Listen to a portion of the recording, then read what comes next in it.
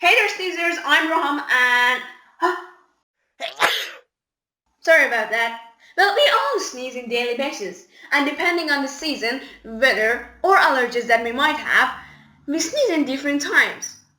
Sneezing is a natural reaction. When dust, germs, or other stuff enter your nose, it will cause a reaction. Our brain sends signals to your lungs, and you take a big, deep breath, and you hold it in your lungs for a second. Your chest muscles will squeeze and it will cause high pressure. Your tongue moves up and you exhale rapidly through your nose in form of sneeze.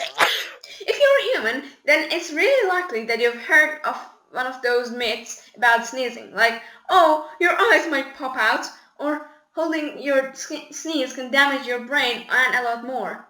But are any of those true? Can sneezing actually be dangerous? Just to let you know, most of those myths are not true, and your eyes are so lucky to pop out. A normal sneeze is not likely to harm you, but holding your sneeze can actually be scary. Specialists and doctors don't recommend holding your sneeze in any way.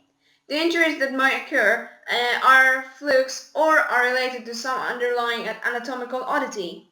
The risk of injury is low, but you might be the unlucky one, said Alan Wild, a head and neck surgeon and assistant professor of otolaryngology at St. Louis University School of Medicine.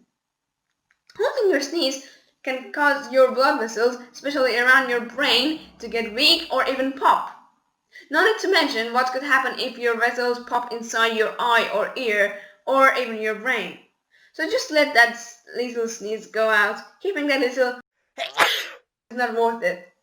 Thanks for watching, sharing and subscribing, and please don't forget to sneeze whenever needed. And also please check out our second channel, which is our main channel, and please support us on Patreon. Thank you.